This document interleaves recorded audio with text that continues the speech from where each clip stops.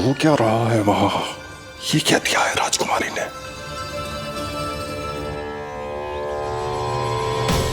गुरुदेव, शीघ्र ही कोई मुहूर्त बता दे तो बड़ी कृपा होगी। नंद महाराज, अब क्या नामकरण का मुहूर्त भी मुहूर्त निकाल के बताओगे आप? हैं? क्रोधित क्यों हो रही हो यशोदा? बताता हूँ, धैर्य धरो। हाथ मुंह धो लिया, जल पी लिया, विश्राम कर लिया, अब कितनी प्रतीक्षा करवाओगे? हैं? मैं सब समझ रही हूँ, आप जानबूझ के मुझे सताने के लिए ना बता रहे। मैया कितनी भोली है बाबा, आप क्यों सता रहे हो उन्हें? बस बस बस, इतना भावुक होने की आवश्यकता ना है।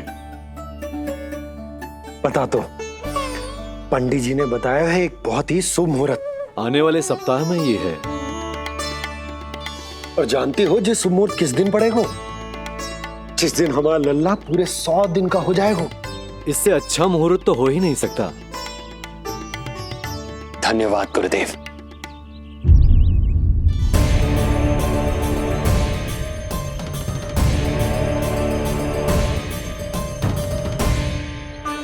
क्या हुआ गुरुदेव? कुछ समस्या है क्या? जो सत्य सारे संसार को पता है और जो संकेत ये कुंडली दे रही है, दोनों में विरोधाभास है राजन।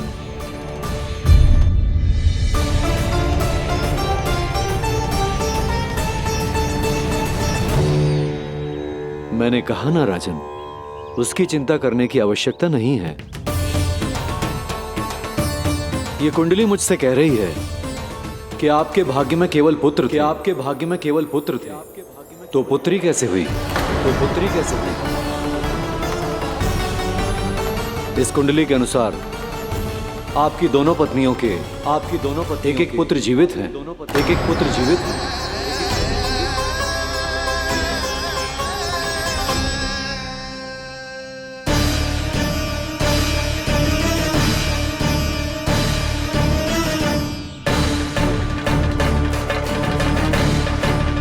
देवकी,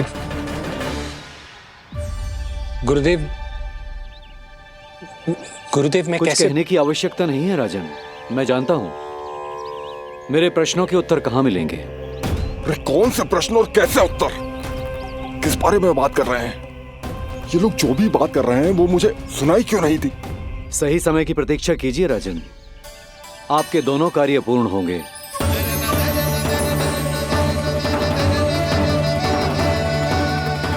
अब आप निश्चिंत होकर जाइए और प्रसन्नता मनाने की तैयारी कीजिए। आपका बहुत बहुत धन्यवाद गुरुदेव। प्रणाम।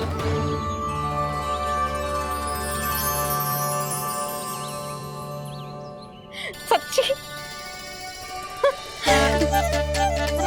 पहले नारायण को धन्यवाद दूं कि लल्ला को सूचना दूं? कुछ समझ में ना आ रहा। लल्ला मैं अभी आया।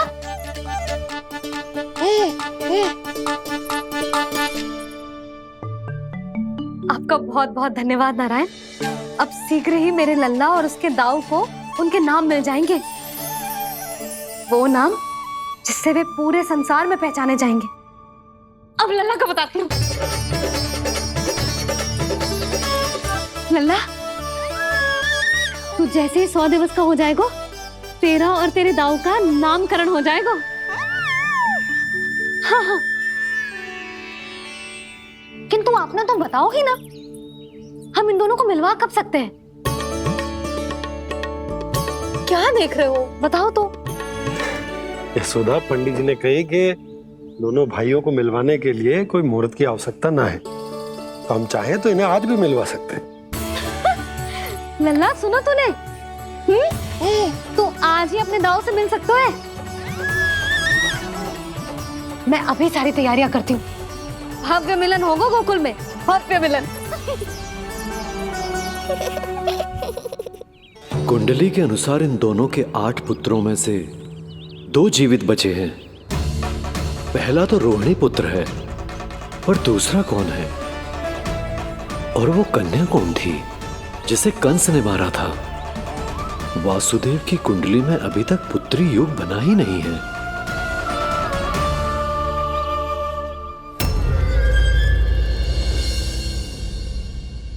तू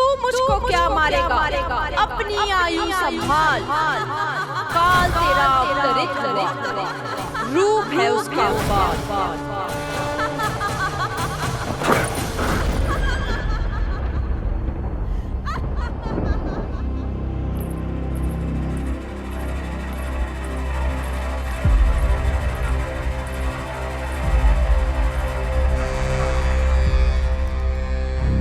आधी रात को इस तरह से उठकर बैठे हुए हैं आप स्वामी।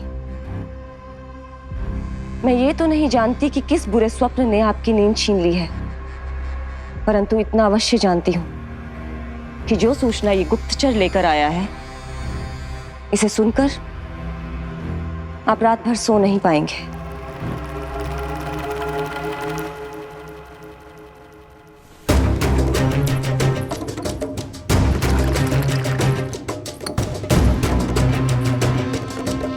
क्या सूचना है?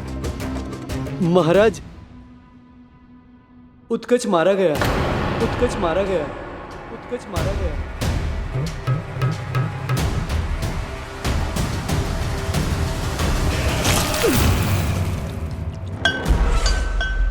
सूद वूद खो गए हो क्या अपनी? जो दिखता ही नहीं उसे मारा कैसे जा सकता है? इसने स्वयं देखा था महाराज। जिस शकट में समाकर शक्तासुर उस बालक को कुचलने वाला था, आपके शत्रु ने उसी शकट को चकनाचूर कर दिया।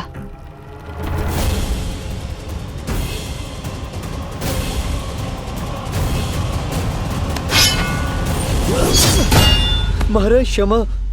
लगता है आपके सैनिक और तलवार दोनों की धार कुंद पड़ गई है महाराज।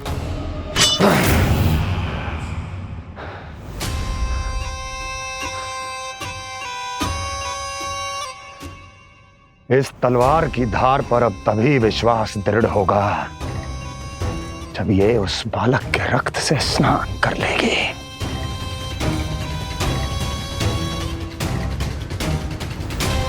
और कैसे? कैसे?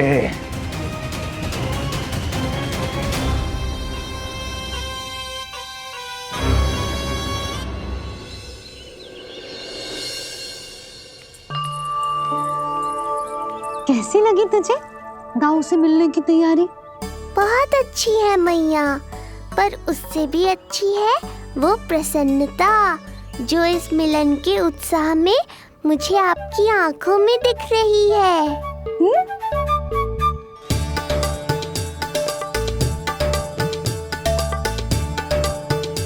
यशोदा, तुमने तो दो भाइयों के मिलन को भी त्योहार बना दिया। हाँ तो ये किसी त्योहार से कम थोड़ी ना है। ये शुभ दिन दोनों भाई के मिलन को पूरा गांव देखेगो। तो फिर अब बड़ी मैया को बुलाओ ना मैया। यशोदा जी, रोहिणी जीजी इतनी प्रतीक्षा क्यों करवा रही है? इतने दिवस से छुपा के रखे हो लल्ला को, अब तो शीघ्रता करनी चाहिए ना, है ना भाभी? प्रतीक्षा अवश्य की है, किंतु फल भी तो मीठा मिलेगा। आती होंगी रोहिणी जीजी।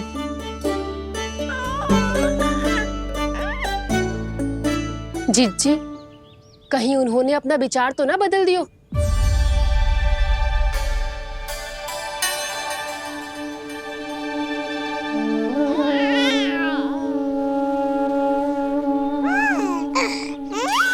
कितनी शीघ्र चिंतित हो जाते हो आप सब।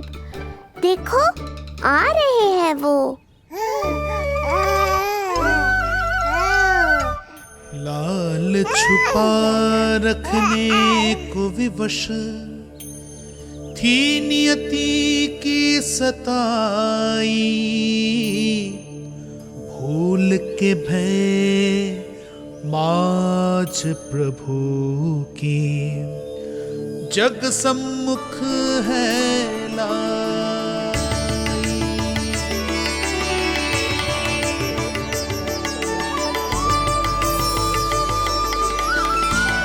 देखो तो कितनी मधुर मुस्कान है। और आंखें कैसी गंभीर और गहरी है। अरे अरे, ये तो हमारी नीलमणि की तरह सुंदर भी है। सही कह रही है तू, और कितना प्यारा भी है। और कितना पलसानी भी लग रहा है ये, है ना? तो देखो इसके। हाँ बिल्कुल लाल लाल टमाटर की तरह। देखो तो दाऊ आए नहीं कि ये सब की सब मुझे भूल ही गई। अरे हटो सामने से, मुझे भी तो देखने दो।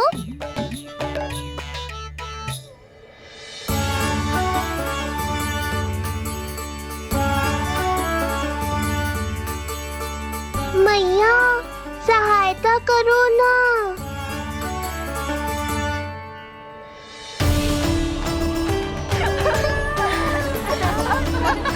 चलो हटो सब, हटो हटो हटो हटो सामने से। चलो दोनों भाइयों को एक दूसरे से मिलने तो दो।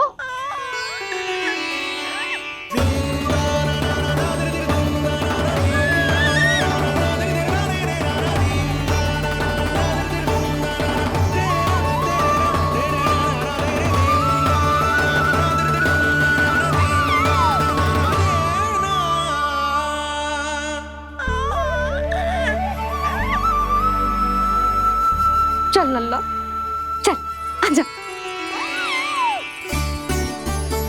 देख लल्ला, आ गए जे तेरे भैया, तेरा दाऊ।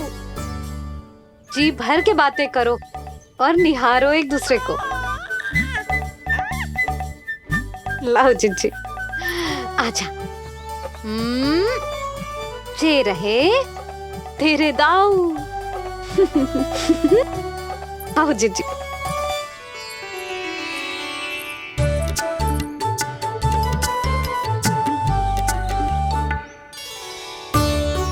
स्वागत है दाऊ। कितनी प्रतीक्षा के बाद अब जाकर आपसे भेंट हुई है।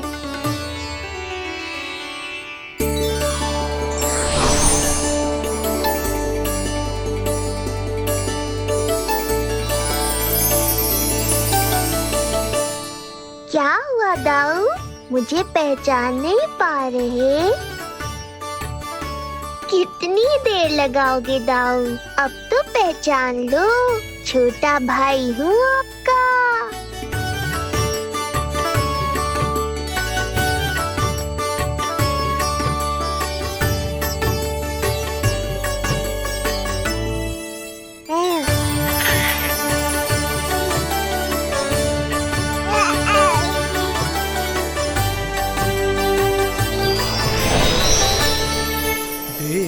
प्रभु को भक्त शेष की आंखें है भर आई, भावुक हरि भी निहारे की अब मिलन की बेल आई।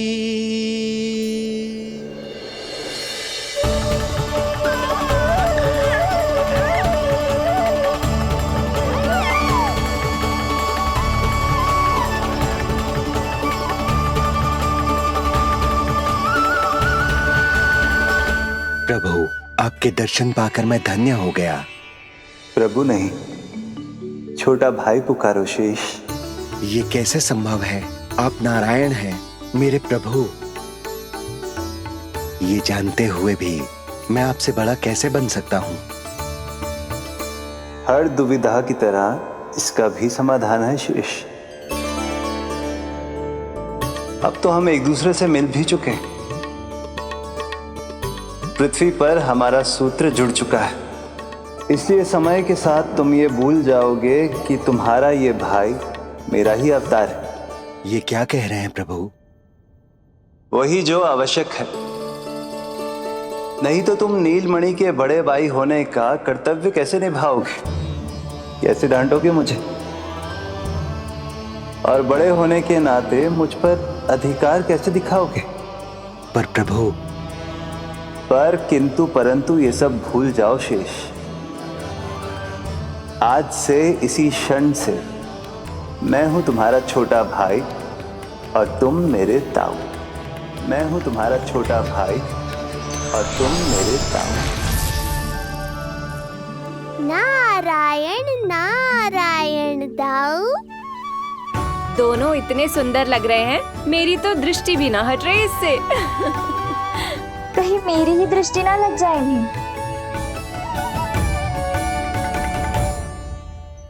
ये तो प्रतिदिन की कथा है दाऊ। हे नारायण, मेरे कानों से तो अभी से रक्त निकलने लगा। आदत डाल लो दाऊ, अब तो सहना ही पड़ेगा। वो देख रहे हो, सुलक्षणा चाची सबसे अधिक चतुर यही हैं। केवल अधिक चतुर ही नहीं नीलमणि, बहुत अधिक सयानी भी है ये। बिल्कुल सही पहचाना दाऊ, पर आप चिंता मत करो, मैं हूँ ना, मैं संभाल लूंगा इन सबको।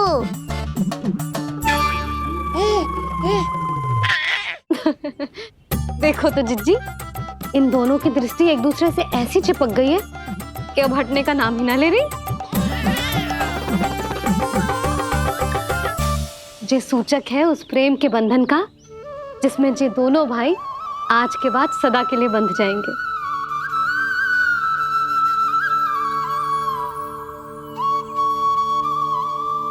मुझसे भूल हो गई यशोदा, मैंने इन दोनों को पहले ही मिलवा देना चाहिए था।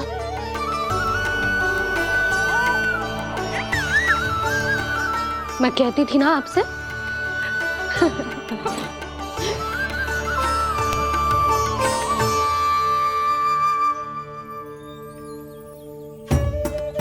आई मैं।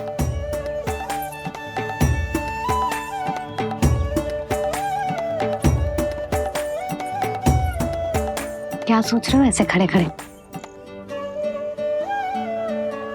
देख रहा हूं दोनों भाइयों का ये मिलन किसी त्योहार से कम थोड़ी ना।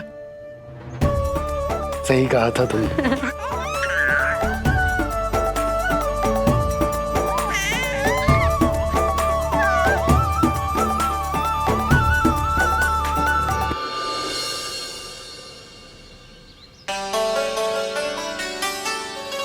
सुना ना तूने जो गोपिया क्या कह रही थी कि नीलमणि का दाऊ कितना बलशाली है। इसका तो यही अर्थ हुआ ना कि नीलमणि अपने दाऊ जितना बलशाली ना है। अब समझा मैया कि आज मुझसे इतना व्यायाम क्यों करवाया जा रहा है। पर मुझे पता है मेरा नीलमणि सबसे अधिक बलशाली है। हाँ। उज्जवल ने कही थी ना, नीलमणि ने यूं उड़ा दिया था काले कौवे को मथुरा की ओर। और उज्जवल ने तो ये भी कही थी कि नीलमणि ने अपने पांव से सकट पे प्रहार भी किया था। कैसे किया था प्रहार? ऐसे किया था। लग गई मैया को। कैसे किया था? फिर से बता कैसे किया था?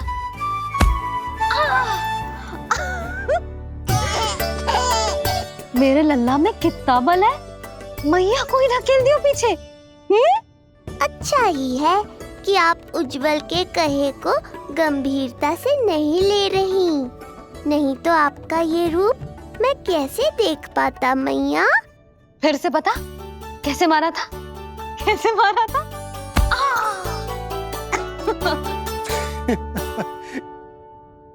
लल्ला तू बड़े के जैसे कब से हंसने लगो?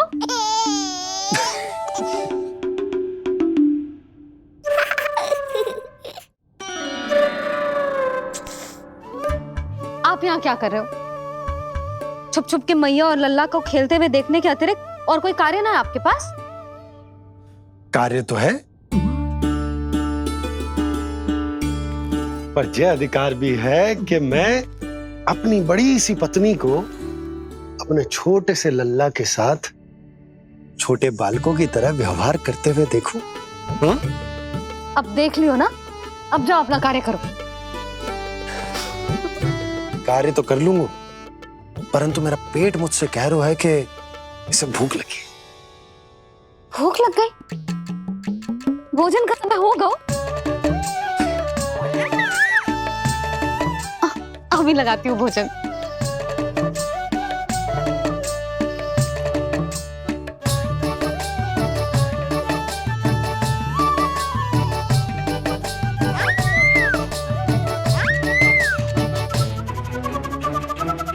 क्या हुआ लल्ला, इतना उतावला क्यों हो रहा है तू? तुझे भी भूख लगी आई है क्या? सच्ची में भूख लगी आई है कि मंद मंद मुस्कुरा के मैया को बांधना चाहता है? तनिक रुक जा, तेरे बाबा को भोजन परोस के यूं गई और यूं आई। मेरा अच्छा लल्ला। आई।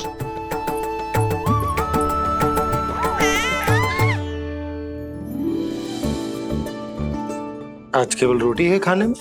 ना, दाल है ना, तरकारी भी है, दही है, लड्डू भी है। तो दाल ले आओ। अभी लाई है।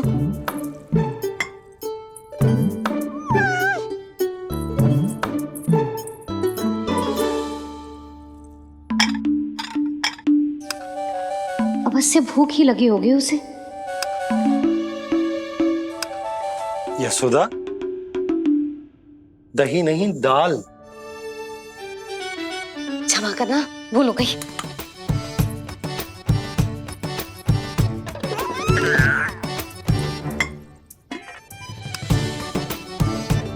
यशोदा, दाल दाल।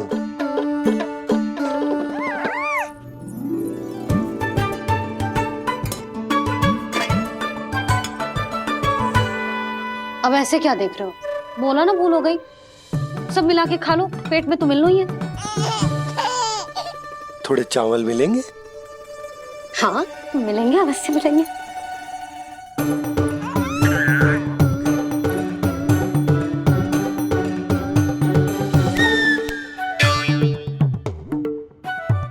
लड्डू नहीं, चावल।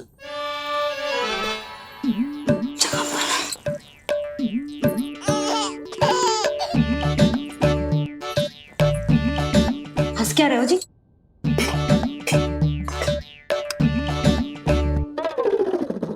आज व्यायाम भी बहुत कस के करवाओ था मैंने, कहीं अधिक भूख तो ना लगी होगी। सच्ची यशोदा, बिल्कुल ना बदली तू। पहले रामू की चिंता में व्याकुल रहती थी और अब हम नीलमणि में तुम्हारा मन लगा रहते। हाँ तो लल्ला भूखा हो और मैया का मन व्याकुल भी ना हो, ऐसा हो सकता है भला? फिर तो दूध पिला दो ना उसको। जाऊं? शीघ्र जाओ। किंतु आप तो खा रहे हो ना पतिदेव। वही तो यशोदा, मैं खा रहा हूं, किंतु वो भूखो है। जाओ। ठीक है। यहाँ थी तो लल्ला की भूख के लिए चिंतित थी, अब वहां जाएगी तो पक्का मेरे भोजन के बारे में चिंता करेगी। कहीं आधे ही भूख में ना उठ जाए तेरे बाबा, उन्हें कुछ और चाहिए होगा तो?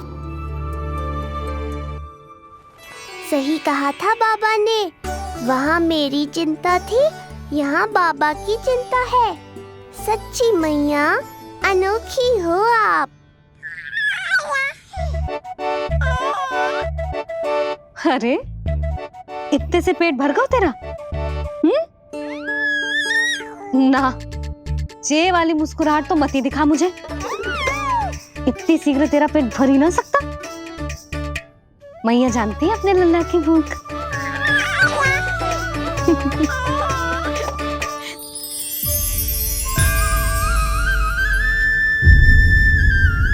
ये क्या है लल्ला? ये क्या था तेरे मुंह में? दिखा दिखा।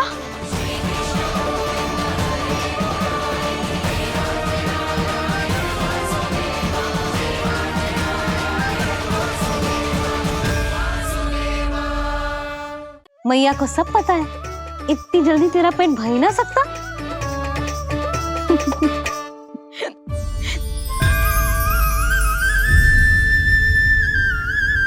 ये क्या है लल्ला? ये क्या था तेरे मुंह में? दिखा। ओहो, मैं तो भूल ही गया था। क्योंकि मेरे भीतर ही तो सारी सृष्टि समाई हुई है। मैया ने उसकी झलक देख ली, अब क्या होगा? क्या हुआ यशोदा? सुनो जी, जी हमारे लल्ला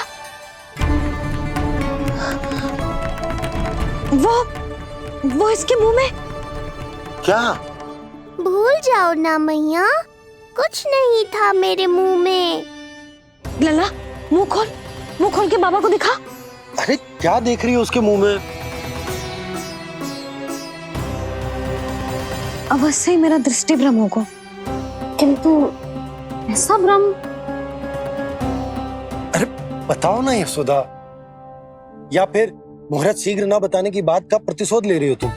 ना ना, ऐसी बात ना है। तो फिर बताओ ना क्या बात है? हा? मैंने लल्ला के मुंह में कुछ देखो। क्या देखो? अब फंस गया मैं। मैया बाबा को सब कुछ बता देंगी और राय का पहाड़ बन जाएगा। फिर कैसे संभालूंगा इन दोनों को? ऐसे लगो जैसे जैसे जैसे पूरा का पूरा ब्रह्मांड। ब्रह्मांड लल्ला के मुंह में। अच्छा, तुम मेरा मुंह देखो। हाँ।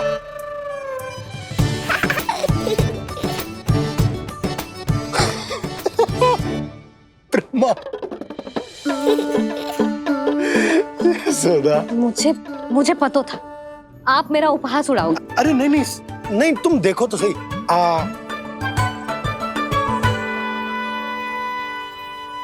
ब्रह्मांड ना सही, गोकुल तो दिखना चाहिए। अरे गोकुल को राजा हूं मैं, है क्या ना? है? देखो, अरे देखो। धन्यवाद बाबा, आपने इस बात को गंभीरता से नहीं लिया, इसलिए अब मैया भी नहीं लेंगी। आज तो बचा लिया आपने। आज के बाद ना आपको कुछ बताऊंगी ही ना। आप जाओ, नामकरण उत्सव की तैयारी करो। और हाँ, इस बार भी उत्सव छोटा ही करना है, जो तो मत ही बोलना आप। हाँ। अब इसे कैसे समझाऊं कि हम कोई भी उत्सव बड़ा ना कर सकते? व्यर्थ ही कंस की दृष्टि पड़ जाएगी हम पर।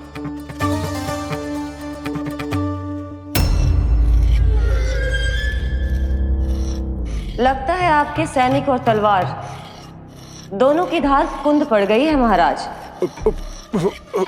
महाराज, मुझे भय था कि कहीं ऋषि गर्ग मुझे श्राप ना दे दे।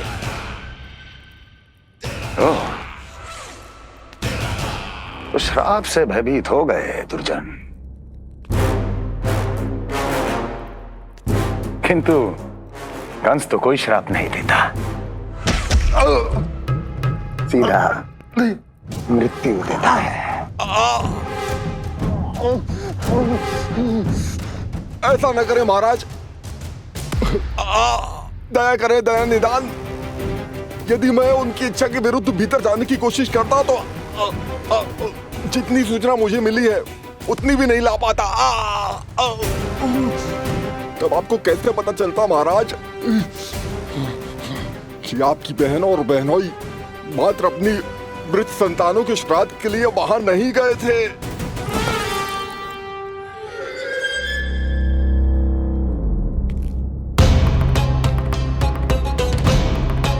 आगे बोलो। पूरी तरह तो नहीं सुन पाया महाराज, किंतु मैंने स्वयं अपने नेत्रों से देखा है महाराज। राजकुमारी देवकी ने ऋषि गर्ग के हाथ में कुछ दिया था। ये सत्य है महाराज, और ऋषि गर्ग ने उन दोनों को वचन भी दिया था। सही समय की प्रतीक्षा कीजिए राजन, आपके दोनों कार्य पूर्ण होंगे। महाराज, मैं आपका सबसे विश्वसनीय सेवक हूं। आपके हर आदेश का पालन करना मेरा अधिकार है, और मैंने अपने अधिकारों का पालन किया भी है महाराज। किंतु फिर भी यदि मेरी ओर से कोई भूल हुई हो,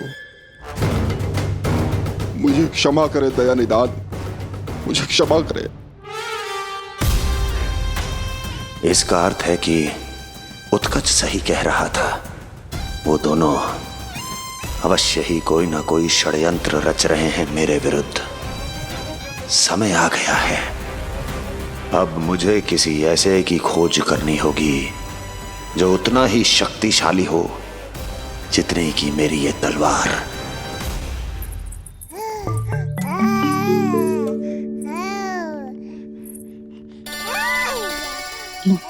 अभी से पुकारने लगो जी, अभी तो आई हूँ रसोई में।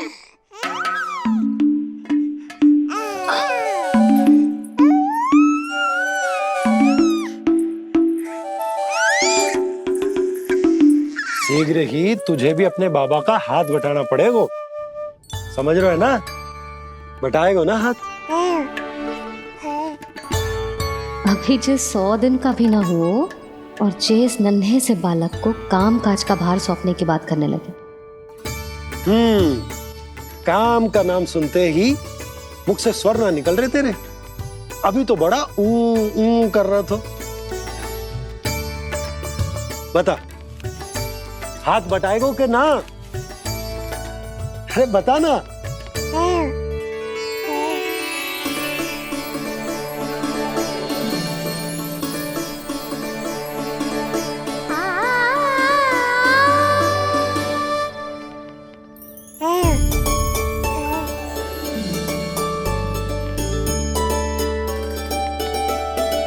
कल तू पूरा 100 दिन को हो जाएगा लल्ला। पंडित जी आएंगे, तुझे नया नाम मिलेगा। देखो तो मन में तो इनके भी कितना उत्साह भरो है, बस दृष्टि में मैं ही आती हूँ। और कल तुझे वो नाम मिलेगा लल्ला जिससे पूरा संसार तुझे पहचानेगा।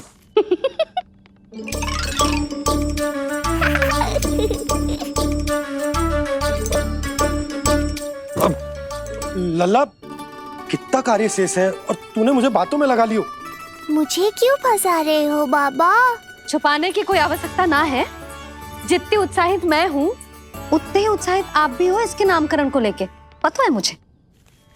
लल्ला के नामकरण पे उसके बाबा उत्साहित ना होंगे? बिल्कुल होंगे, इसीलिए तो कह रही हूँ अपना उत्साह बांटो अपने लल्ला के साथ। मैं अभी आई। अच्छा, ऐसे तो तुम लल्ला को छोड़ के कहीं ना जाती। अभी कहाँ चली? रोहिणी जिज्जी के पास, और कहाँ। लल्ला और उसके दाऊ के नामकरण की तैयारी करनी है कि ना। कितने लोगों को आमंत्रित करना है, कितने प्रकार की मिठाइयां बनानी है, ढोल वाले को कितने बजे का समय देना है, ये सब सुनिश्चित करना है ना, ताकि ये उत्सव गोकुल का सबसे बड़ा उत्सव हो। अरे सूची देनी है जिज्जी को।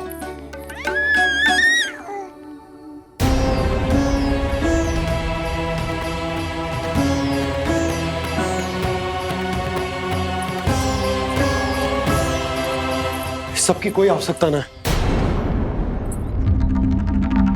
आवश्यकता ना है मतलब? कहना क्या चाहते हो आप? मैं ये कहना चाहता हूं कि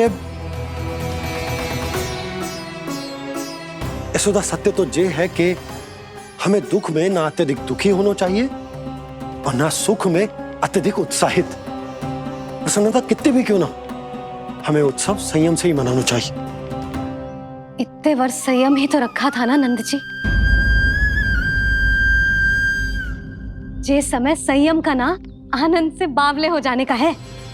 यशोदा, हम आयोजन छोटा ही करेंगे। मैं कुछ सोच समझ कर ही तो कह रहा हूँ। पर क्यों? मुझे भी तो समझाओ। हर बात समझाने की ना होती है यशोदा। अच्छा, पति पत्नी में भेद हो तो है? ठीक, मैं कोई भेद ना रखूं। जो भी अब तक मैंने तुम्हें ना बताया है वो सब बताऊं। ओहो, क्या कर रहे हो बाबा? कंस के बारे में कुछ बता मत देना मैया को। वो मंगला है ना, उसने आज शाम को ही बछड़ा दियो और भाद्रपद का मास लगभग बीतने को ही है, तो धीरे धीरे शरद ऋतु आ जाएगी, दूध की हानि भी कम हो जाएगी। हाँ? और वो सरजू है ना, उसको बैद जी ने पूरे पखवाड़े का विश्राम के लिए कहा है। क्यों? क्योंकि वो ठाट से गिर गए थे और गिरते समय उसे भीतरी चोट लग गई थी। अरे बस बस बस, ये सब मुझे क्यों बता रहे हो? इसका नामकरण से क्या संबंध? तुम्ही ने तो कही ना कि पति पत्नी के बीच में कोई भेद ना होता। तो मुझे जो भी बात पता है मैं तुम्हें बताऊंगा। कितनी समझदारी से बात बदल देते हो आप, और भोली भाली मैं आपकी बातों में आ जाती हूँ और इस सब में असली बात तो रह ही जाती है। किंतु आज बात मेरे लल्ला की है। उत्सव तो विशाल ही होगा और इस बारे में कछु और ना सुनूंगी मैं। आप लल्ला का ध्यान रखो, मैं जा रही हूँ रोहिणी जीजी के पास। यशोदा,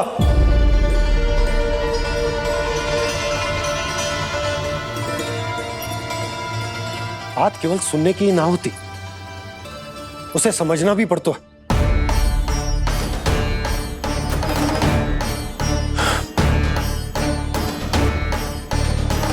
विश्वास है ना मुझ पर? मैं कुछ सोच समझकर ही कर रहा हूँ ना। उत्सव तो छोटा ही होगा।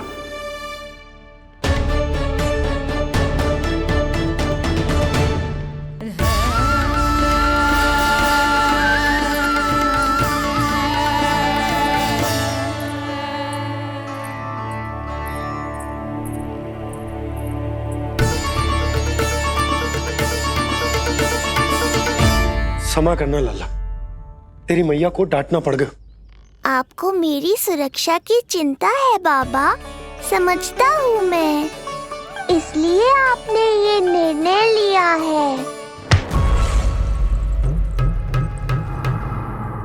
समझ में नहीं आता, कब कौन सा निर्णय क्यों लेते हैं आप? यदि कंस को समझना इतना आसान होता तो कंस नहीं होता। ये नया सिंहासन उसके लिए है जो मेरा विश्वास पात्र बनेगा। मेरे दाहिने हाथ की तरह मेरे मन के सबसे निकट होगा वो। मंत्री परिषद में विशेष स्थान की प्राप्ति होगी। मेरे बाद पूरे राज्य के लिए उसी का वचन होगा। शासन। किंतु ये अधिकार केवल उसे प्राप्त होगा जो मेरी परीक्षा में उत्तीर्ण होगा। मेरा सबसे महत्वपूर्ण कार्य करेगा वो। इसलिए जाओ, कह दो सभी बाहुबलियों को, महाबलियों को, दैत्यों को, दानवों को, प्रेतों को, पिशाचों को, सभी को यह सूचना दे दो ना ना ना ना, सूचना नहीं, चुनौती दो कि यदि साहस है तो आए, मेरी परीक्षा में उत्तीर्ण हो और इस सिंहासन पर बैठने का अधिकार प्राप्त कर ले। जाओ। और हां, ये अवश्य कहना कि केवल वही आए जिनके हृदय में साहस का ज्वालामुखी धधकता हो, जिनकी तलवारें पर्वतों का सीना चीरने को व्याकुल हो, जिनकी संकल्प शक्ति इतनी दृढ़ हो कि मृत्यु से टक्कर ले लें। कायर नहीं चाहिए मुझे। जाओ। महाराज, आप जिसे भी ये विशेष पद देंगे, भविष्य में यदि वही हमारे शीश पर बैठ गया तो क्या करेंगे आप? पहले ऐसा कोई योद्धा सामने तो आए अस्ति, जो उस विष्णु के अवतार का संहार कर सके।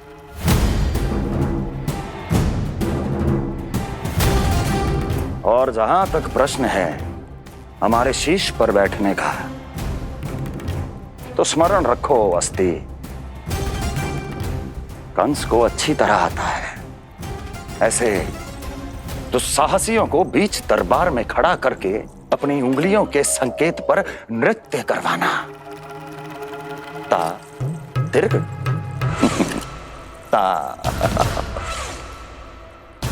और अपना कार्य सिद्ध होने के बाद उनके तन से उनके शीश को उतारना कंस को भली भांति आता है।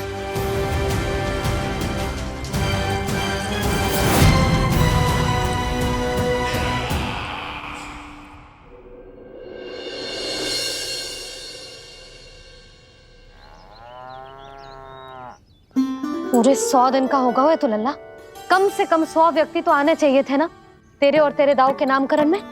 हाँ, अब तुम मुस्कुरा क्या रहो है? तू ही बता, जे भवन देख के लग रहा है कि यहाँ कोई उत्सव है? बिना अतिथियों के कैसा उत्सव और कैसा आनंद, तू ही बता। पर मैं करूं भी तो क्या? पता है लल्ला, मुझे तो लग रहा है तेरे बाबा ना कंजूस होगा है। नहीं तो भला और क्या समस्या हो सकती है उन्हें बड़े आयोजन से? अरे गोकुल के राजा का लल्ला है तू, राजकुमार। यदि तेरा आयोजन बड़ा ना होगो तो भला किसका होगो?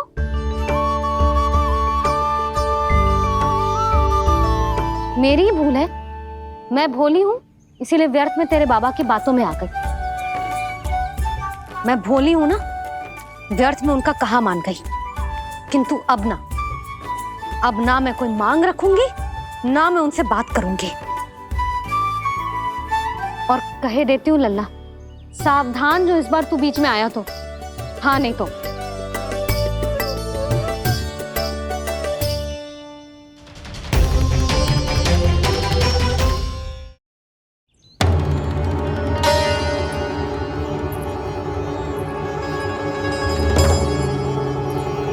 क्या होगा? हाँ, सब ठीक तो है ना? आप इतनी चिंता में क्यों हो जी? कोई बुरी सूचना तो ना मिली? अब जे मत ही कहना कि जे भी मुझसे छुपाना पड़ेगा। जो भी है मुझे बताओ। पंडित सदानंद जी महाराज वो नामकरण के लिए ना आ सके। उनकी बिटिया के पांव भारी, उसे लिवाने वो समझाने गए। ये तो शुभ समाचार है।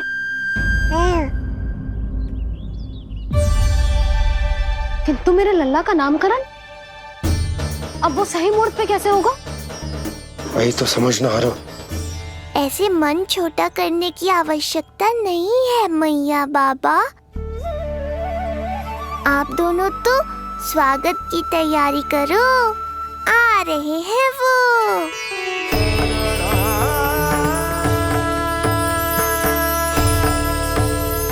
लो, आ गए वो जिनकी मुझे प्रतीक्षा थी। आप दोनों व्यर्थ ही चिंता कर रहे थे।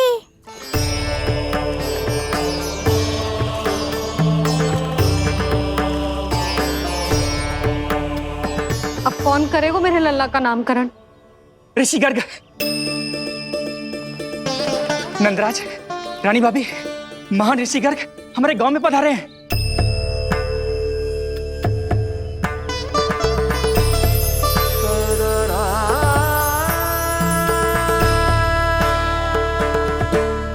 ऋषि गर्ग गोकुल में? हाँ नंदराज, और कह रहे थे उन्हें यादव राज वासुदेव जी ने भेजो है रानी जी के पास। अरे तो तुम लोग खड़े खड़े क्या देख रहे हो? जाओ उनके सत्कार की तैयारी करो।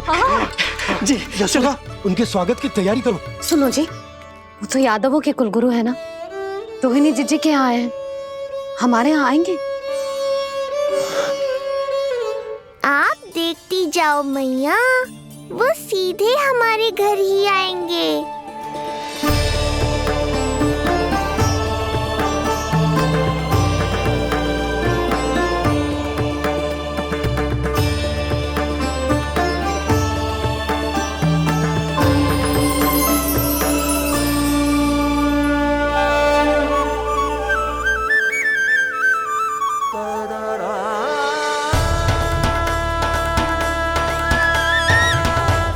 ये क्या हो रहा है मुझे? मैं उस भवन की ओर क्यों बढ़ा जा रहा हूँ? क्योंकि आपके यहाँ आने से ही मेरी मैया बाबा की चिंता समाप्त होगी ऋषिवर। ये बात तो मैं न जानता, परंतु मुझे जाकर उनको स्वागत करना चाहिए।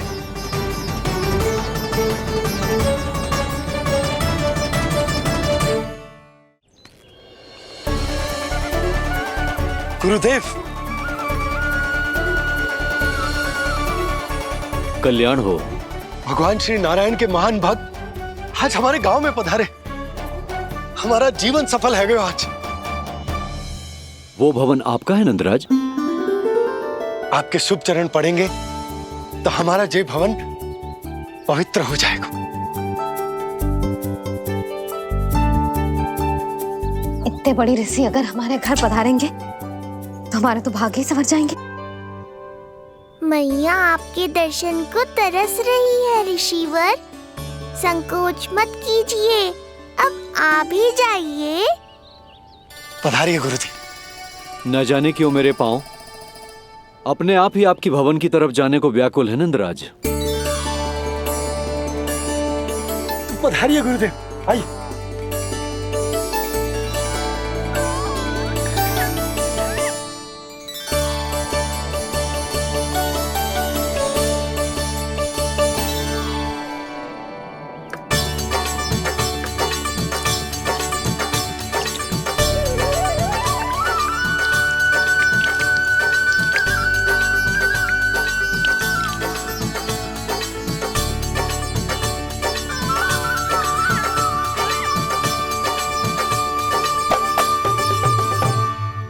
कल्याण हो। पधारिए।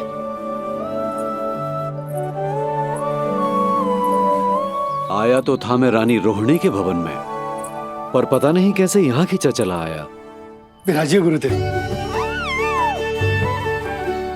महाराज, आप इसे भी रोहिणी जिज्जी का ही घर समझिए। मैं अब भी बुलाकर लाती हूँ। महाराज, ये हमारा सौभाग्य है कि आपने यहाँ आना स्वीकार किया। कहिए, क्या सेवा करूं मैं आपकी? मुझे आपके भाई वासुदेव ने भेजा है नंदराज।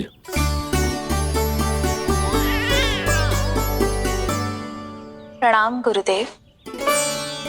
स्वामी जी ने आपसे इतनी दूर आने का आग्रह किया है। अवश्य ही कोई बड़ा कारण होगा। कारण तो है, आपके पुत्र का नामकरण करने आया हूं मैं यहाँ।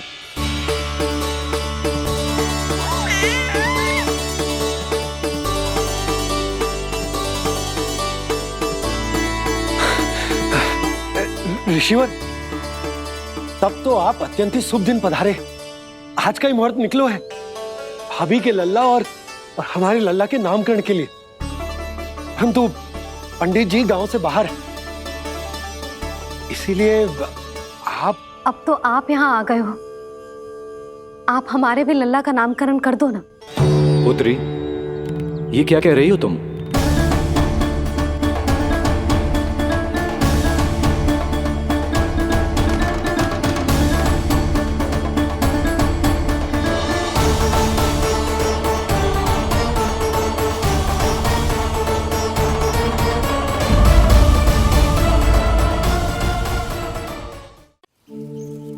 आप हमारे भी लल्ला का नामकरण कर दो ना। पुत्री, ये क्या कह रही हो तुम? विनती कर रही हूँ, और मेरी जे आग्रह अस्वीकार मत ही करो। आप दोनों भाइयों का नामकरण एक साथ हो जाएगा।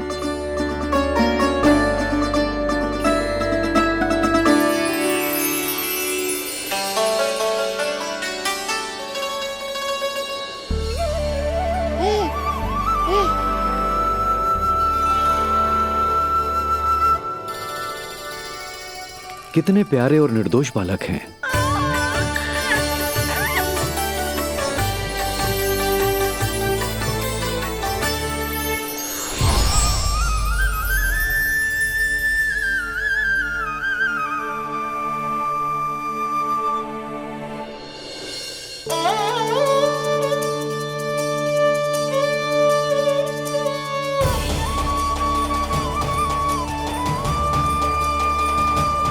इन दोनों को देखकर गुरुदेव की आंखों में आंसू क्यों आ गए?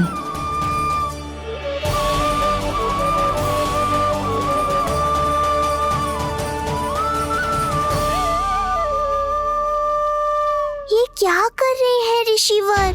संभालिए अपने आप को। नहीं तो मेरा रहस्य खुल जाएगा आज। अरे ऋषिवर, हाथ मत जोड़िए। इससे पहले कि गड़बड़ हो जाए, अपनी नमस्कार मुद्रा को आशीर्वाद मुद्रा में बदल दीजिए। बात को समझिए। मैंने ये अवतार मैया और लल्ला के अद्भुत संबंध का अनुभव करने के लिए लिया है, पर आपकी भावुकता के कारण यदि मैया को मेरा सत्य पता चल गया तो ये संबंध ही बदल जाएगा।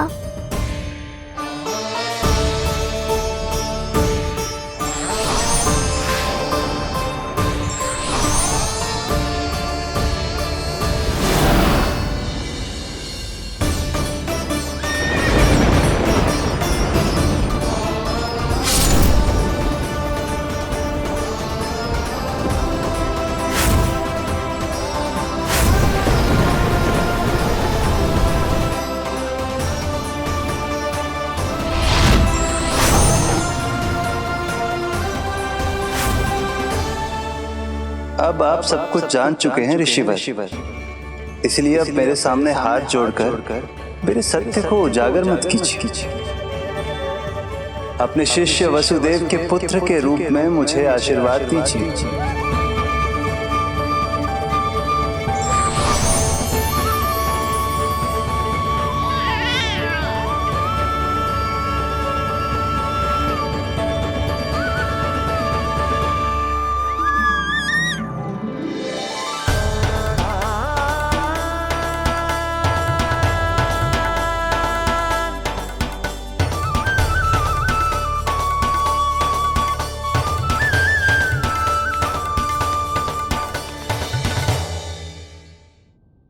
ऋषिवर, आप मौन क्यों हैं? और आपकी आंखों में आंसू, सब कुछ ठीक है ना? अब तो आप हमारे लल्ला का नामकरण करोगे ना? इन दोनों का नामकरण करना मेरा सौभाग्य होगा पुत्री।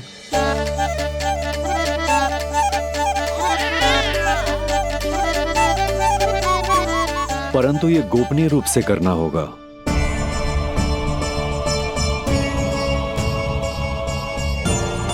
अवश्य ही स्वामी का आग्रह होगा, ताकि कंस की बुरी दृष्टि हमारे पुत्र पर ना पड़े।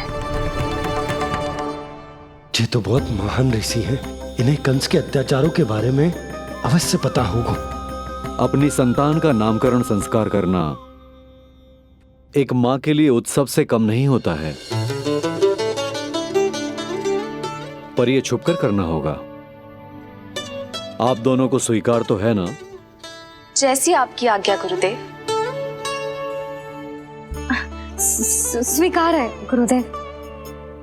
तो फिर कहाँ करना है हमें नामकरण का प्रबंध? गुरुदेव, मंदिर सही रहेगा? उससे पवित्र स्थान तो हो ही नहीं सकता है। ऋषिवर, आप तनिक विश्राम कीजिए, हम लोग प्रबंध करते हैं। मैं कुछ समय इन बालकों के साथ व्यतीत करना चाहूंगा। ये तो इनका सौभाग्य होगा। हमें आज्ञा दीजिए।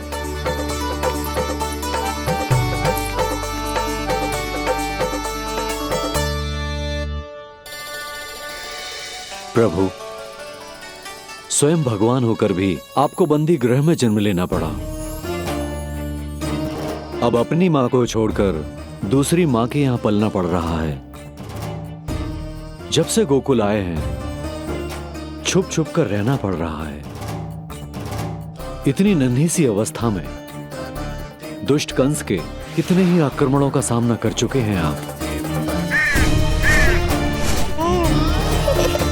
और जिस उत्सव में सभी सप्तऋषियों और सभी देवी देवताओं को साक्षी बनकर आना चाहिए, उस नामकरण उत्सव को यहां एकांत में करना पड़ रहा है।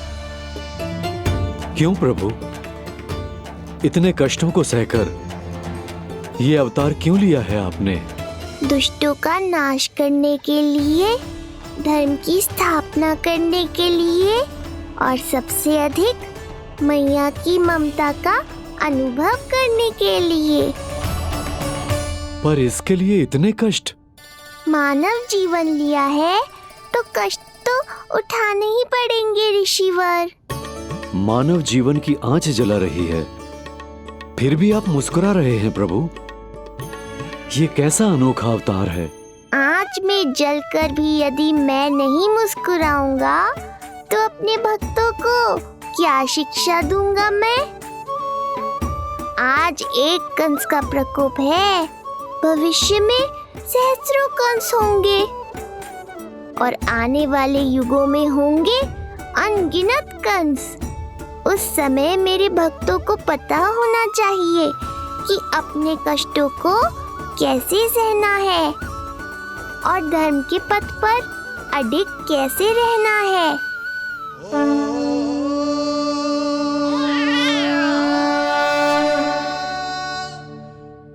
आप धन्य हैं प्रभु। देखा अस्ति, जब सिंह दहाड़ता है तो वन के सभी जीव जंतु इकट्ठे हो ही जाते हैं। वो सब जो मेरा विश्वास पात्र होने का अधिकार और ये सिंहासन पाना चाहते हैं, सामने आए। बुद्धि के बिना बल अपंग होता है महाराज, और मेरे पास बुद्धि और बल दोनों हैं। आप केवल आदेश दीजिए किसका संहार करना है।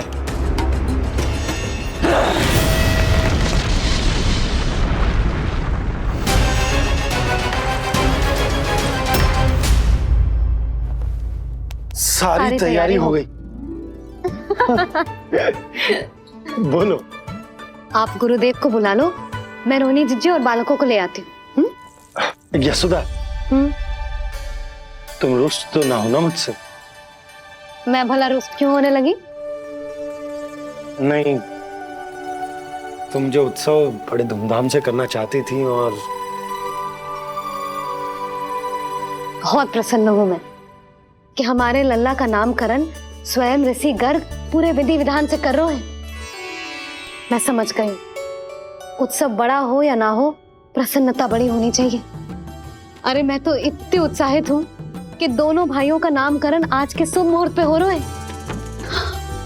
तो इससे पहले जो बीत जाए, जाओ।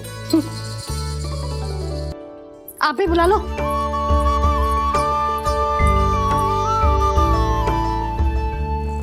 यहाँ सब के सब एक से बढ़कर एक है, तो फिर अपने कार्य के लिए किसका चुनाव सबसे पहले करूं? मेरा सामर्थ्य तो आपने अभी तक देखा ही नहीं महाराज। चुटकी बजाकर शत्रुओं का विनाश कर सकता हूं मैं।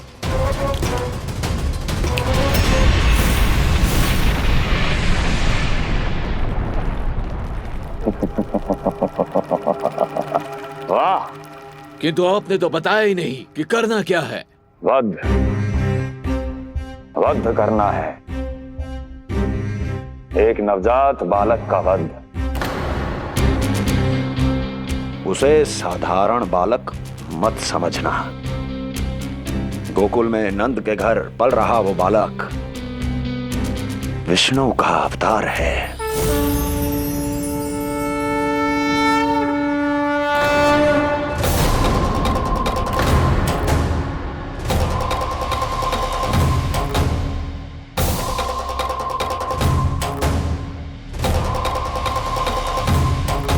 क्या हुआ?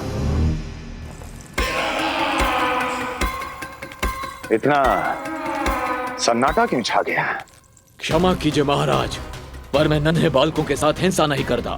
विष्णु अवतार बड़ा छलिया है महाराज, मैं उसका मुख भी नहीं देखना चाहता।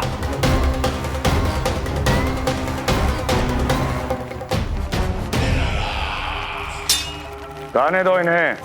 वैसे भी इस सिंहासन के लिए मुझे कायरों की कोई आवश्यकता नहीं। जाने दो।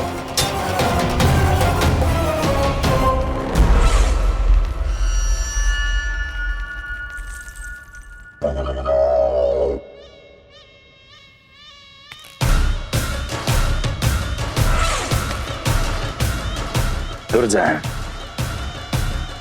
क्या कहा था मैंने कहा था केवल वही आए जिनके हृदय में साहस का ज्वालामुखी धधकता हो, जिनकी तलवारें पर्वतों का सीना चीरने के लिए व्याकुल हो, जिनकी संकल्प शक्ति इतनी दृढ़ हो कि वो मृत्यु से टक्कर ले जाए। वही होगा इस सिंहासन का असली अधिकारी। महाराज,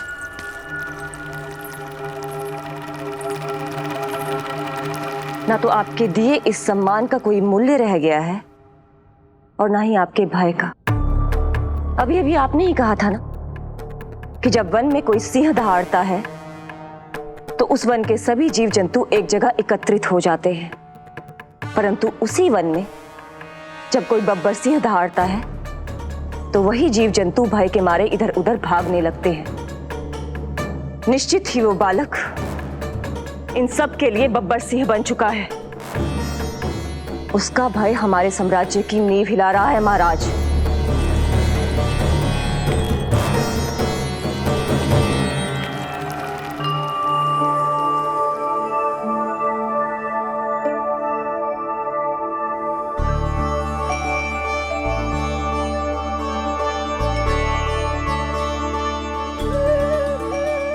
हे नारायण, मेरा मार्गदर्शन कीजिए। हे मां सरस्वती, मुझे आशीर्वाद दीजिए ताकि मैं दोनों बालकों के लिए सर्वोत्तम नामों का चुनाव कर पाऊं।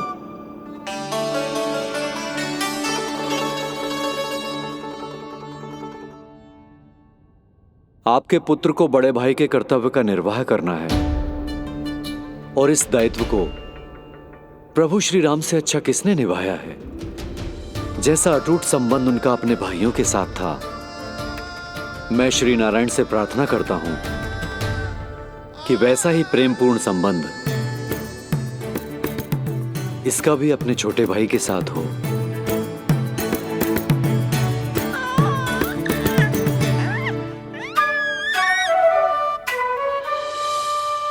इसीलिए इसका नाम राम हो, इसीलिए इसका नाम राम, इसीलिए इसका नाम राम।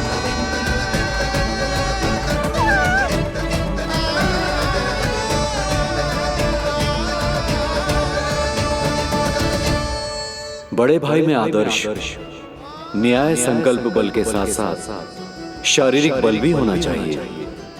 मैं देख पा रहा हूं ये बालक इन सब बलों के लिए जाना जाएगा। इसलिए जो नाम इसके व्यक्तित्व के लिए सबसे उचित है वो है बलराम, बलराम, बलराम।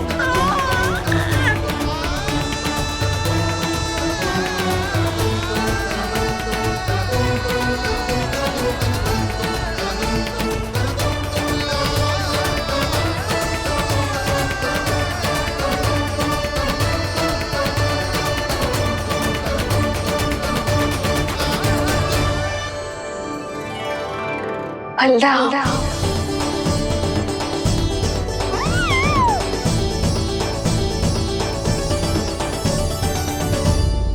तो फिर उसका नाम बल राम रखना। कैसा अद्भुत संयोग है रिसीवर।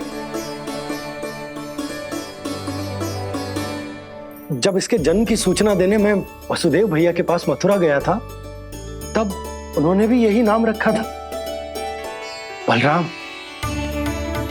ये संयोग नहीं, नारायण की इच्छा है नंदराज।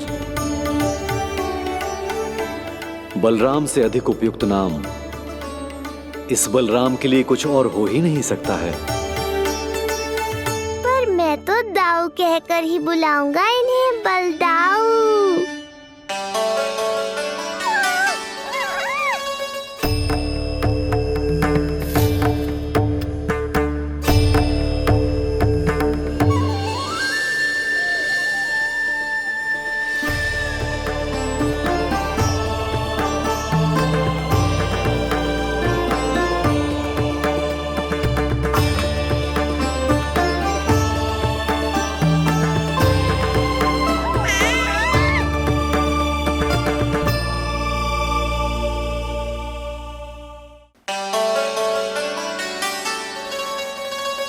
सुना पुत्र, आज से तुम्हारा नाम होगा बलराम।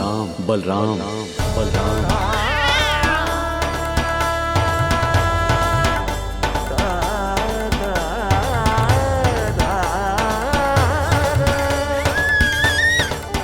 गुरुदेव, कितना अद्भुत नाम दिया है आपने इसे। अब मेरे लल्ला को भी ऐसा ही कोई उत्तम सा नाम दे दो।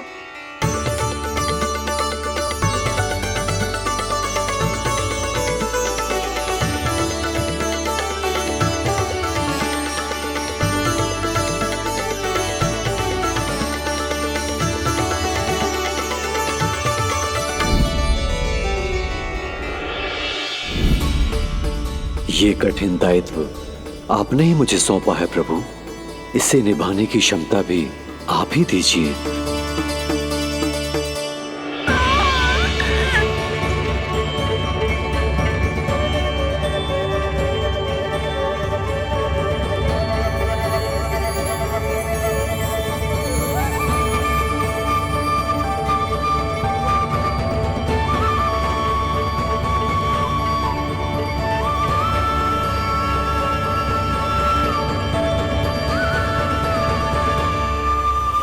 कृष्ण कृष्ण कृष्ण कृष्ण कृष्ण कृष्ण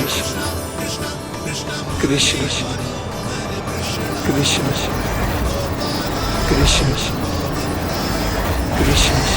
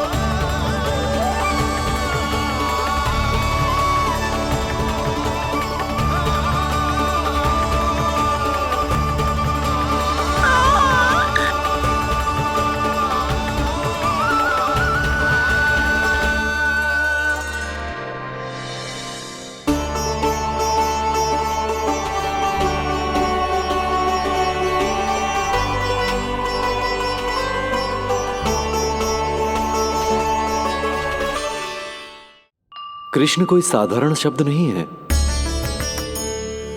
ये अनेक विशेषताओं से भरा हुआ है। क बना है कमलकांत से, अर्थात वो जो श्रीपति विष्णु जैसा हो।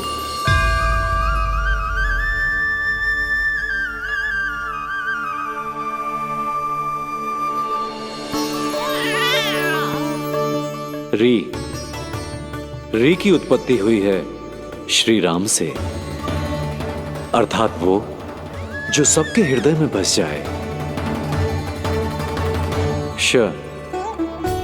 ऐश्वर्य के स्वामी विष्णु के लिए, अर्थात वो जो समृद्धि लेकर आए।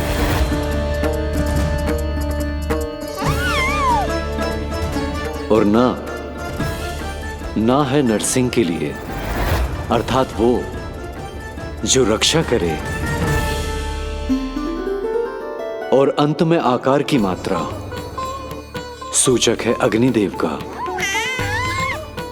अर्थात वो जो स्वयं तप कर सबको पवित्र कर दे।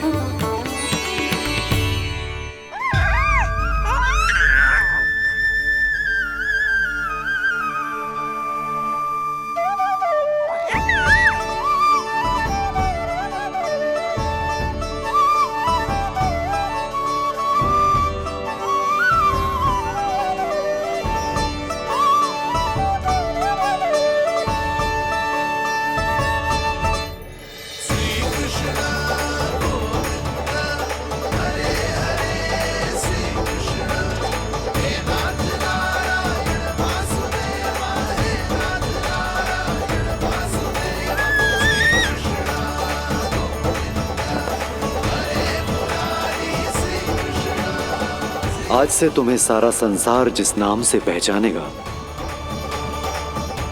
वो नाम है कृष्ण। वो नाम है कृष्ण। वो नाम है कृष्ण। वो नाम है कृष्ण। कृष्ण कृष्ण कृष्ण कृष्ण कृष्ण कृष्ण कृष्ण कृष्ण कृष्ण कृष्ण कृष्ण कृष्ण कृष्ण।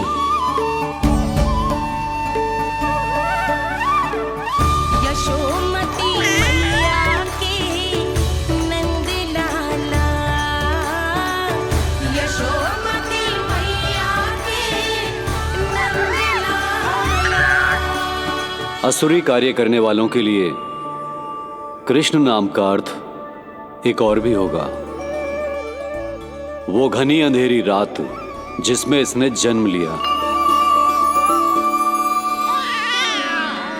पर इससे जो प्रेम करते हैं उन सभी के लिए कृष्ण नाम का अर्थ होगा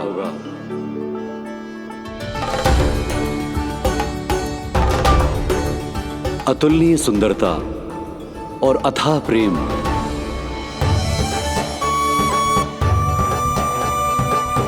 इन दोनों विशेषताओं का साक्षात स्वरूप होगा ये कृष्ण।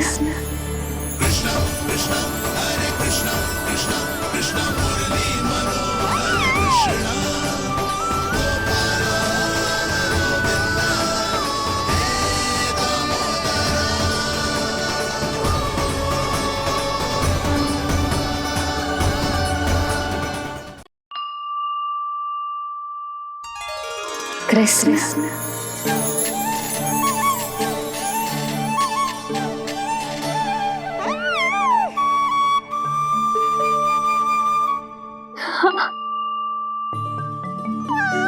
और जो मानवता के शत्रु हैं उनके जीवन में ये नाम अशांति, असुरक्षा, भय उत्पन्न करेगा, पर सात्विक प्रवृत्ति के व्यक्तियों के लिए ये नाम शांति, संतोष और सुख का सूचक होगा।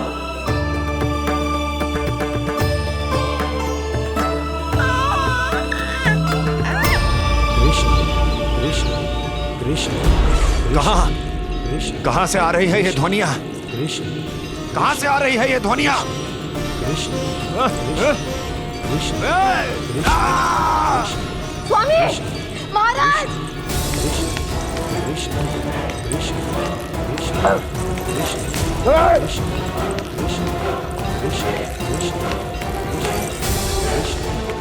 कैसी ध्वनि महाराज?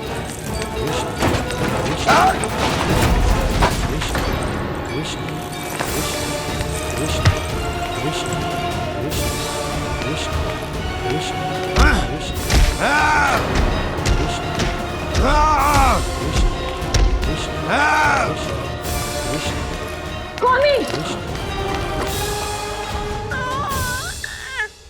कृष्ण।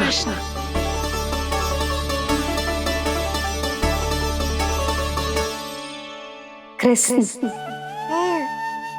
जे नाम अनंत काल तक स्मरण किया जाता रहेगा, जय तेरी मैया का आशीर्वाद।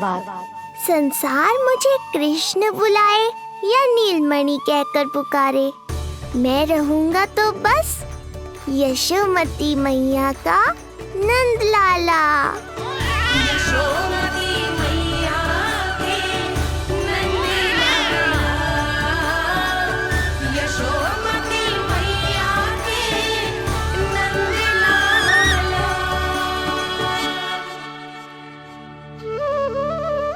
गुरुदेव, आपने मेरे लल्ला को इतना प्यारा नाम दिया है, उसके लिए आपका बहुत बहुत धन्यवाद।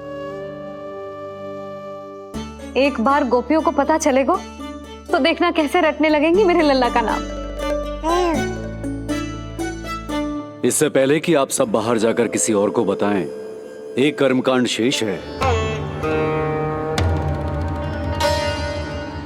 नामकरण के बाद पिता को आशीर्वाद के रूप में कुछ न कुछ उपहार बालक को अवश्य देना चाहिए।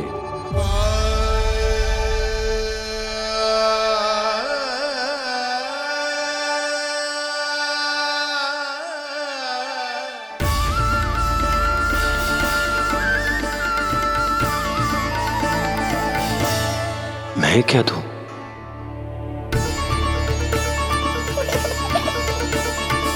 वासुदेव मेरे शिष्य हैं और उनकी अनुपस्थिति में यह दायित्व मैं निभाऊंगा।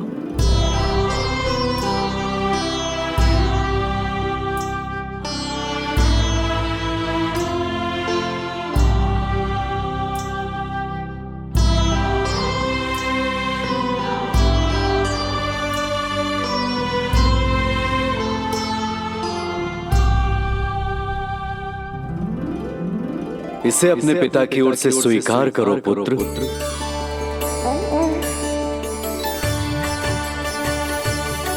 कल्याण हो।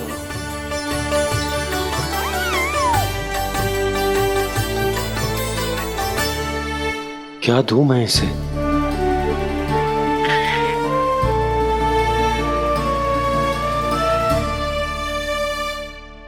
आप सोच क्या रहे हो? आशीर्वाद दो ना अपने कृष्ण को। अच्छा, सोच रहा हूं कि लल्ला को क्या दूं।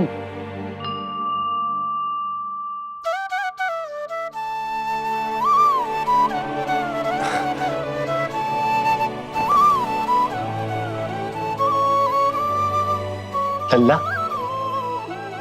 तू स्वयं ही बता दे तुझे क्या चाहिए।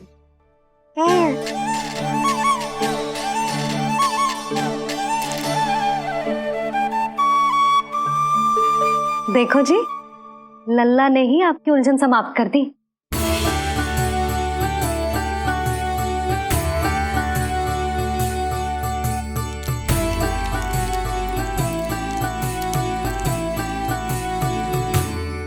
मेरा आशीर्वाद कि तेरा जे नाम कृष्ण तेरी प्रजा के लिए बहुत हितकारी हो।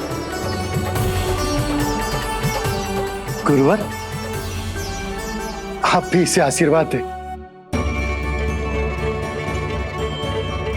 जिनके आशीर्वाद से ये पूरा संसार संचालित होता है, उन्हें मैं क्या आशीर्वाद दूं?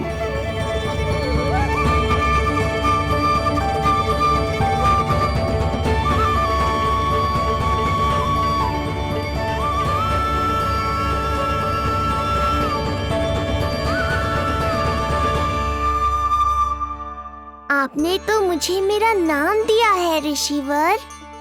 ये तो मेरा सौभाग्य था प्रभु कि आपने इस कार्य के लिए मुझे चुना।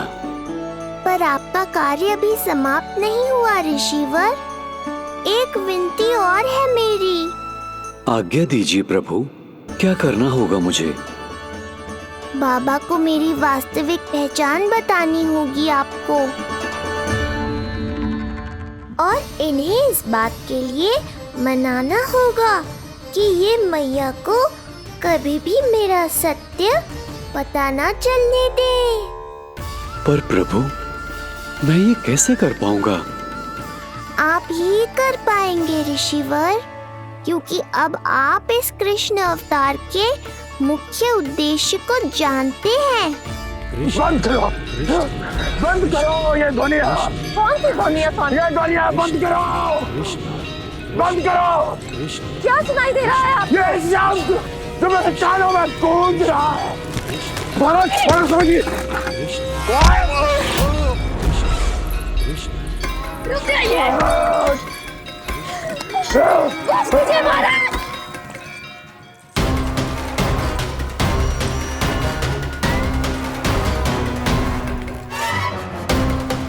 आप भूल रहे हैं कि आप मथुरा नरेश है, कंस है आप। और किसी भी व्यक्ति, वस्तु या घटना से महाराज कंस इतने व्यथित नहीं हो सकते कि वो सुदबुद खो बैठे। स्वयं को संभालिए महाराज। बंद हो गई, बंद हो गई, बंद हो गया वो स्वर, बंद हो गई वो ध्वनिया। रात्रि, यूं मत सोचना कि मैं तुम्हें सुन नहीं रहा था। तुम सत्य कह रही हो। मैं कंस हूं। किसी भी व्यक्ति, वस्तु या घटना से व्यथित नहीं हो सकता। दुर्जन! जी महाराज। इस सिंहासन को पुनः स्थापित करो। यदि कोई भी योग्य इसे स्वयं सिद्ध करने नहीं आता तो मुझे पता है मुझे क्या करना है, कैसे उस दुष्ट बालक का संहार करना है।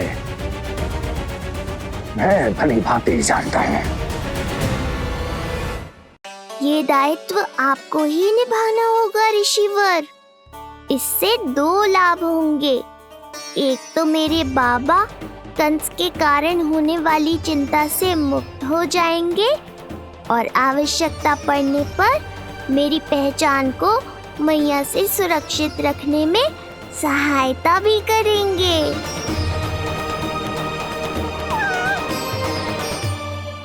नंदराज, अब बलराम और कृष्ण दोनों को भूख लग गई होगी।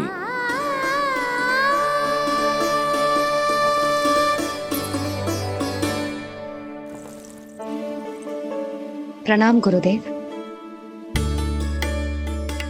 प्रणाम गुरुदेव।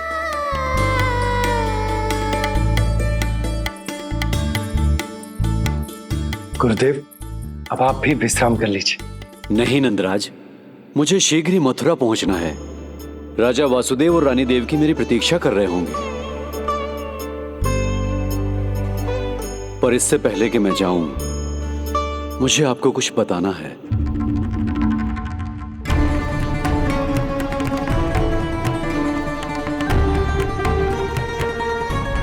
गुरुदेव, आपके ललाट पर बल पड़ गए। सब कुछ ठीक तो है ना? कहीं आप मुझे कंस के बारे में तो ना बताना चाहते? गुरुदेव, मैं जानता हूं कि कंस नवजात शिशुओं की हत्या करवा रहा है।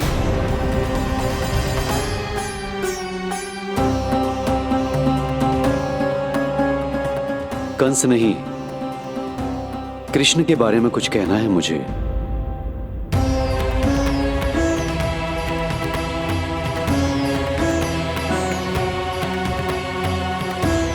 बताइए गुरुवर। मैं एक ऐसा सत्य बताने जा रहा हूं नंदराज, जो है तो वरदान, पर उसे स्वीकारना आपके लिए बहुत कठिन होगा। गुरुदेव, आप जो कह रहे हैं वो मैं समझ ना पा रहा हूं। बताइए ना।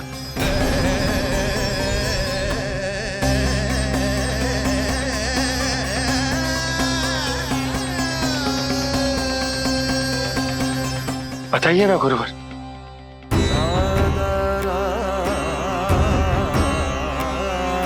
सत्य यह है नंदराज, कृष्ण राजा वासुदेव के पुत्र हैं। कृष्ण राजा वासुदेव के पुत्र हैं। कृष्ण राजा वासुदेव के पुत्र हैं।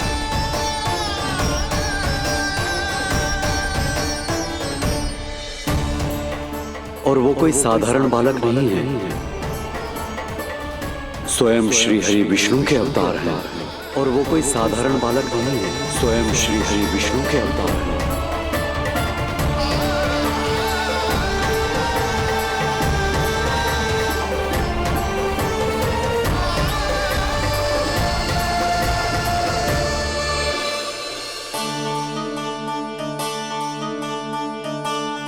जो विचित्र लग रहा है। कौन हो तुम? मैं हूं श्री विष्णु का अवतार। कैसे संभव है गुरुदेव? वो तो नन्हा सा बालक।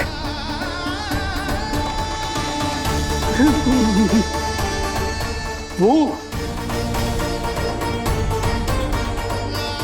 श्री नारायण का अवतार कैसे हो सकता है? और गुरुदेव, आप ये सोच भी कैसे सकते हैं कि वो मेरा लल्ला वसुदेव भैया का पुत्र है? यही सत्य है नंदराज। पिछले जन्म में मिले वरदान का फल है ये।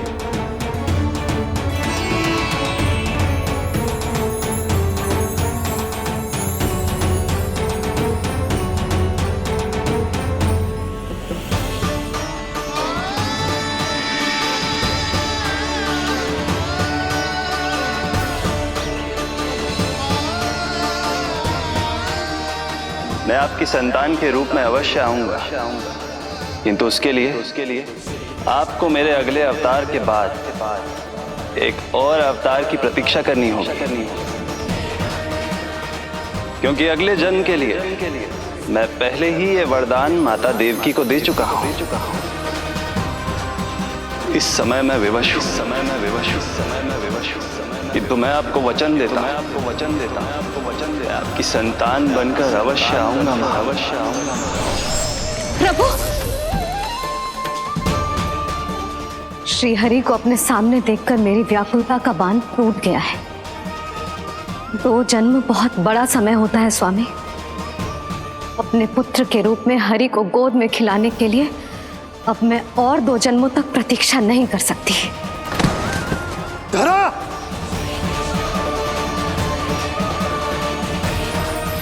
माता देवकी को मैं पहले ही वचन दे चुका हूं, इसलिए विधि के विधान के अनुसार मुझे उन्हीं का पुत्र बनकर जन्म लेना होगा। किंतु आपकी आतुरता का अनुभव करने के बाद अब मैं भी आपका स्नेह पाने से स्वयं को और वंचित नहीं रख सकता। ये जो भी हो रहा है प्रभु की ही लीला है। कृष्ण के जन्म के तुरंत बाद भगवान विष्णु के आदेश पर वासुदेव जी के यहां आना पड़ा और आपकी और रानी यशोदा की पुत्री को अपने पुत्र के साथ बदलना पड़ा और इस तरह कृष्ण आपके और रानी यशोदा के पुत्र बन गए।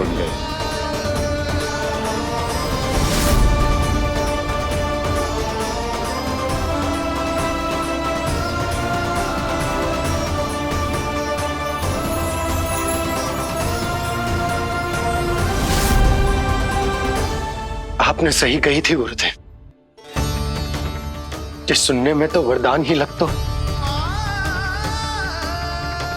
पर इसे स्वीकार करना उतना ही कठिन।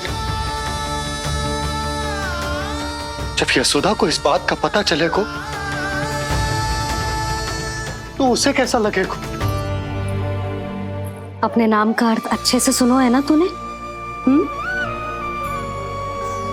उसका हर एक अक्षर भगवान श्री नारायण से संबंधित है, जैसे उन्हीं का स्वरूप है तू। बस मैया, ये सत्य आपसे छुपा रहे, इसी कारण बाबा के लिए ये जानना आवश्यक है। फिर चाहे इसे स्वीकार करना उनके लिए कितना भी कष्टदायक क्यों ना हो। नहीं नंद, ये सत्य उन्हें आप नहीं बताएंगे। स्वयं प्रभु ने मुझसे कहा है, किसी और प्राणी को इसके बारे में भनक तक नहीं लगनी चाहिए, और रानी यशोदा को तो बिल्कुल नहीं। गुरुवर, कंस के आक्रमणों की जानकारी यशोदा से पहले ही छुपाकर रखना कठिन था। अब इतना बड़ा सत्य मैं यशोदा से कैसे छुपाऊंगा? आपको छुपाना ही होगा नंदराज, यही प्रभु की इच्छा है।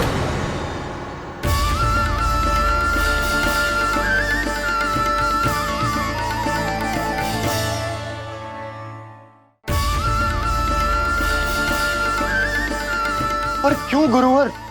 ताकि नारायण अपनी मैया की ममता का अनुभव कर पाए। यही तो उनके अवतार का मुख्य उद्देश्य है। मुख्य उद्देश्य? हाँ नंदराज, नर नारायण के अवतार में अपनी तपस्या करते समय प्रभु ने जो अनुभव किया था, उसके कारण ममता के सुख का अनुभव करने के लिए प्रभु व्याकुल हो उठे थे। ऐसा क्या हुआ था? मुझे भी बताइए। हो सकता है ये बात इस सत्य को स्वीकार करने में मेरी सहायता करे। बहुत समय पहले की बात है। अनेक देवी देवता परम प्रभु विष्णु के पास बैकुंठ गए थे। वहां प्रभु की आंखों में आंसू देखकर वो सभी स्तब्ध रह गए।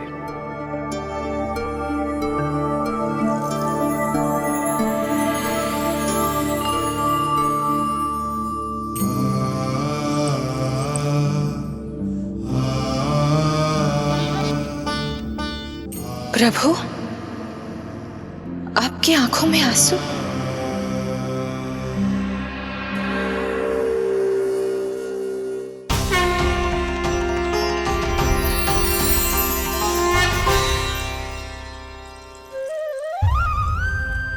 चिंता मत कीजिए। आप सब तो जानते हैं, हिरण्यकश्यप को मारने के लिए मैंने नरसिंह अर्थात आधे मानव और आधे सिंह के रूप में अवतार लिया था। उस राक्षस का वध करने के बाद नर और सिंह दोनों भागों ने अलग अलग होकर नर और नारायण के रूप में पुनः जन्म लिया। वर्तमान में वो दोनों बद्रिकाश्रम में तपस्या कर रहे हैं।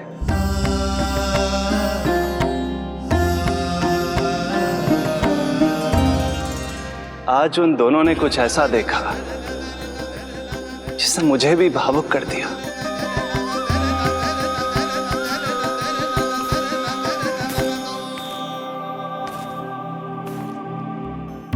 सखा, ये युवक कौन है? निकट के एक गांव के धनी व्यापारी का पुत्र है ये। प्रत्येक संध्या वन के उस पार ये अपनी प्रेयसी से मिलने जाता है और फिर रात्रि भर उस नर्तकी के साथ सहवास करने के बाद सुबह अपने निवास को लौट आता है।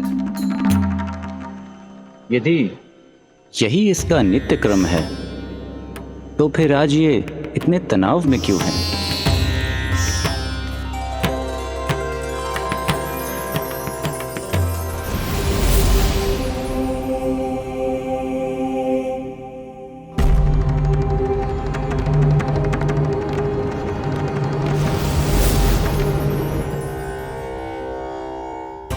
कल रात्रि प्रेम क्रिया के मध्य उस नर्तकी ने इससे पूछा, ये सबसे अधिक प्रेम किससे करता है? जब इसने कहा तुमसे, तो वो बोली, तुम्हें अपने प्रेम को सिद्ध करना होगा। अपनी मां के हृदय को उसके तन से अलग कर मुझे सौंपना होगा। मां का हृदय?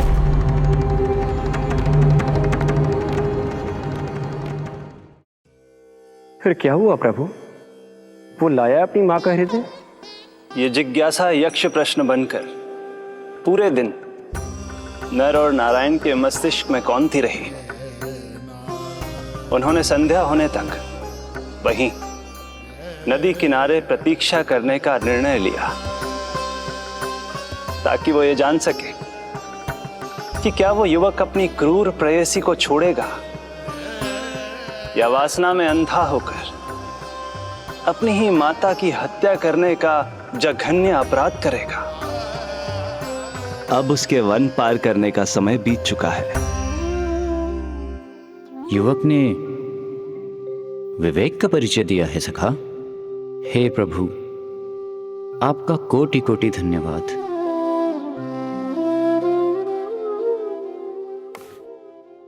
सखा,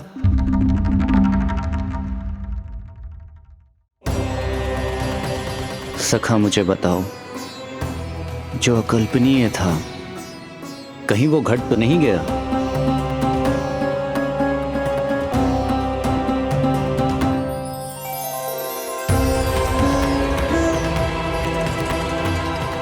जब इस युवक की मां को इसकी प्रेयसी की क्रूर मांग के बारे में पता चला तो जो उसने किया वो इस समस्त संसार में केवल एक मां ही कर सकती है। बस इतनी सी बात?